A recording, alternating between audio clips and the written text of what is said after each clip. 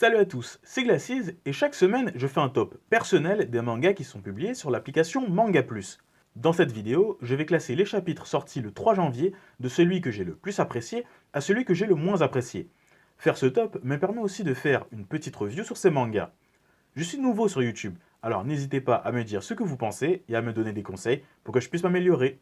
Sur ce, générique.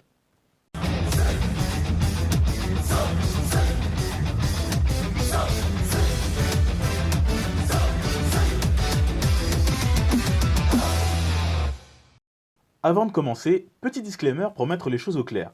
1. Je ne ferai aucun spoil.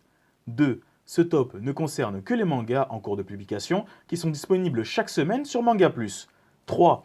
Je ne lis pas tous les mangas de l'appli, mais je suis en train de rattraper certains mangas. Et 4. Ce classement est complètement subjectif. Je vais juste classer les chapitres que j'ai préférés. Si vous avez un avis ou un classement différent du mien, dites-le moi avec bienveillance en commentaire. On peut commencer par faire le point sur les rattrapages. Depuis quelques jours, je suis à jour sur Dr Stone. J'aime beaucoup ce manga, mais j'avoue qu'il est des fois un petit peu répétitif et en même temps, les choses semblent un petit peu trop faciles pour les personnages.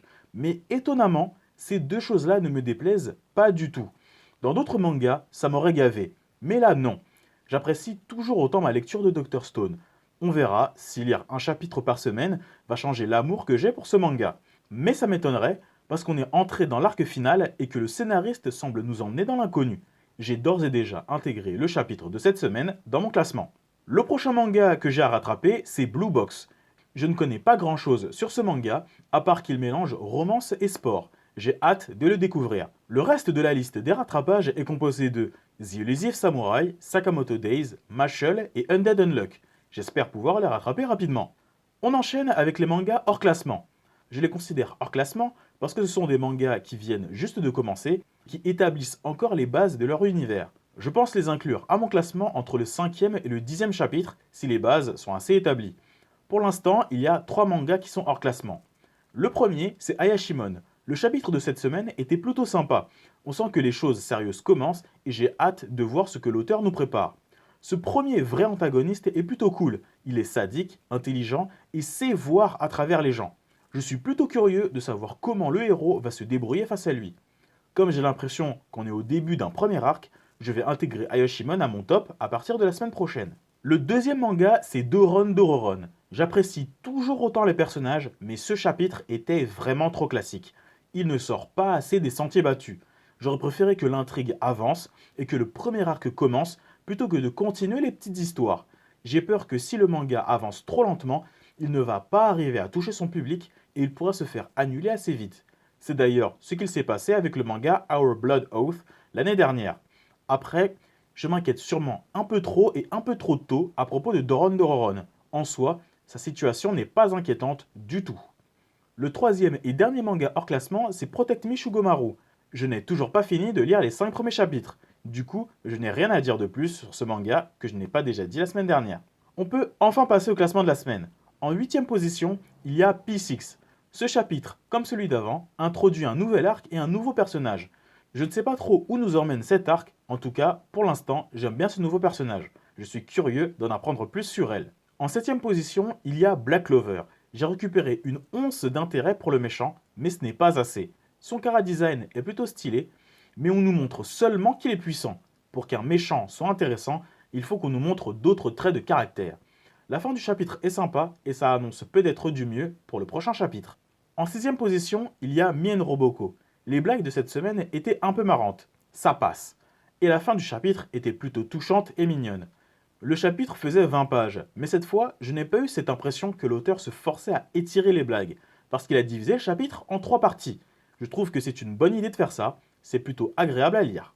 En 5e position, il y a Dr Stone. Il ne se passe pas grand-chose dans ce chapitre, mais c'était malgré tout agréable à lire. Les personnages ont réussi un exploit incroyable qu'on nous a teasé depuis très longtemps. Ce chapitre était assez contemplatif de leur réussite. Je trouve que c'était plutôt sympa de se poser un moment pour nous dire que ce qu'ils ont réussi à faire était incroyable, surtout après avoir passé autant de temps à préparer et à réaliser cet exploit. En 4e position, il y a One Piece. C'était un chapitre sympa. Je préfère quand Oda consacre des chapitres entiers au combat et par la suite un autre chapitre entier pour faire avancer les intrigues secondaires. Cette semaine, l'auteur s'est concentré sur les intrigues secondaires et forcément, ce chapitre sonne un peu comme un chapitre de transition après les gros combats de ces dernières semaines. La fin du chapitre annonce du lourd pour la suite. Petit bémol, j'aurais bien aimé qu'on voit que Zoro et King avaient la même volonté pendant le climax du combat. Le faire maintenant est un peu trop tard à mon avis. En troisième position, il y a Jujutsu Kaisen. C'était un très bon chapitre. Le combat était palpitant. Les combats de Megumi sont toujours intéressants, mais le voir se démener de cette manière rend ce combat super cool à suivre. Le pouvoir de son adversaire était un peu barré, mais aussi tellement créatif. Comme d'habitude avec Jujutsu Kaisen, j'ai hâte de voir la suite. En deuxième position, il y a My Hero Academia. Là aussi, c'était un très bon chapitre. La tension monte et j'adore ça. Ça annonce du lourd pour la suite. Un personnage qu'on n'avait pas vu depuis longtemps a fait un bref retour et c'était super sympa de la revoir. En plus de ça, j'ai bien aimé qu'on nous montre comment les derniers gros événements ont impacté ce personnage. Cette situation n'épargne personne et l'auteur prend le temps de nous présenter beaucoup de réactions différentes à travers beaucoup de personnages différents. Horikoshi maîtrise vraiment bien son sujet et j'adore ça.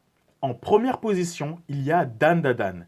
Généralement, j'aime beaucoup quand l'auteur nous raconte la backstory des esprits. C'est touchant et c'est très intéressant. Mais là, on est à un niveau stratosphérique. Cette backstory est une dinguerie.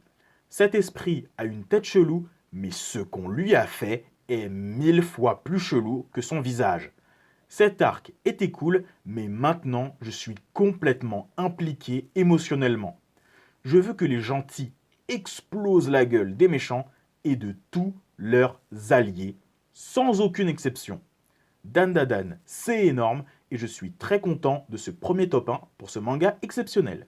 Sur ce, la vidéo est terminée, j'espère que ça vous a plu et n'hésitez pas à liker, à commenter et à vous abonner. A la prochaine!